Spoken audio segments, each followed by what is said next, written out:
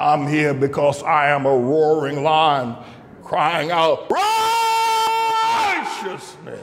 Fareed Zakaria is a Punjab. He's, I should call it Punjab. I mean, that's a racist term. He's Indian, right? And I don't know if he's Hindu or whether he's Muslim or whatever. I think he's. But anyway, he came from India, and he's studied at Harvard. He's a brilliant man. He's well-read.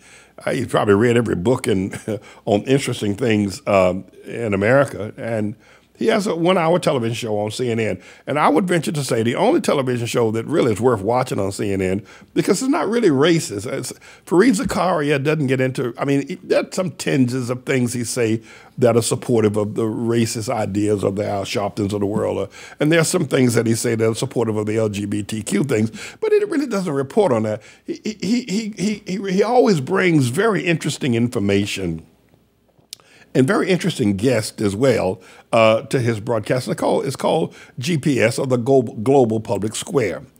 And this past weekend, he comes on Sunday morning at 10 o'clock on CNN, and I try to catch him because it's one of the peaceful things that you can watch. And also, if you're interested in learning, if you're stimulated by learning, then Fareed Zakaria is your teacher. So he was speaking about the earthquake in Syria and in Turkey, and I'm going to let you hear what he had to say. Roll that clip, Mr. Engineer. Take a look at this. In 526 AD, the Roman city of Antioch was struck by a 7.0 magnitude earthquake that killed an estimated 250,000 people or more. Ancient Antioch is now Antakya, Turkey, a city that was devastated by Monday's earthquake. The fact is that Turkey sits on top of an earthquake hotspot, and many of its major cities are built along fault lines.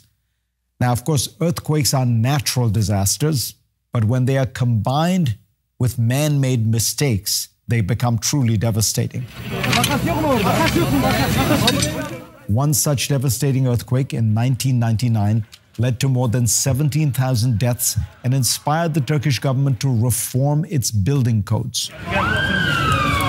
Turkey also began to require mandatory earthquake insurance for all buildings.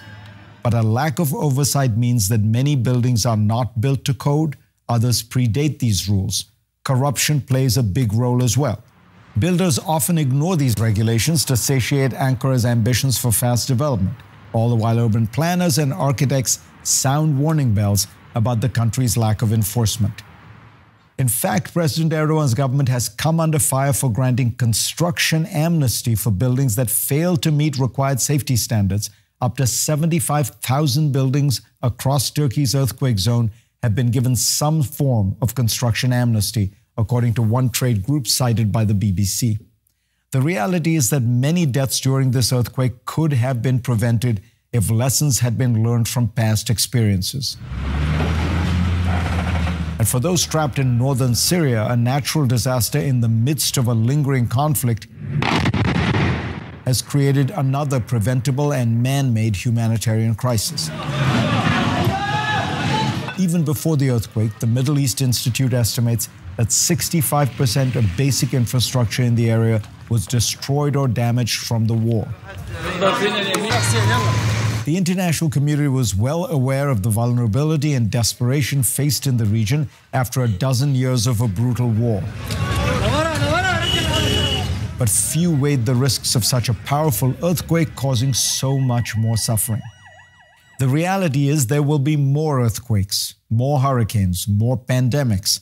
As Neil Ferguson writes in his book Doom, The Politics of Catastrophe, history can sometimes seem like just one disaster after another. And before this earthquake struck, COVID-19 was the freshest disaster on our minds and the biggest of our lifetime.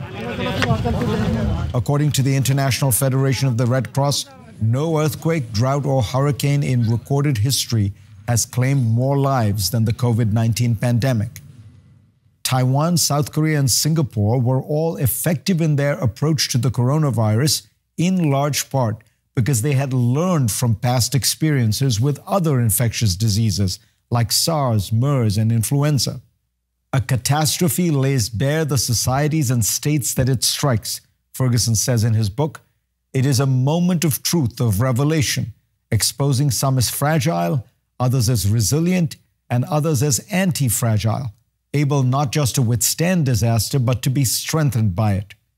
So as we ask whether Turkey and Syria did enough to prepare for their next catastrophe, we should also ask, in the wake of COVID, whether we are prepared for our next one. I appreciate that historical context and the very brilliant way in which Fareed Zakaria has explained the earthquake, and also in the fact that there's been poor construction there, and a lot of people have made a lot of money off buildings that were not prepared for the earthquake, especially after the big one that took place in 1999.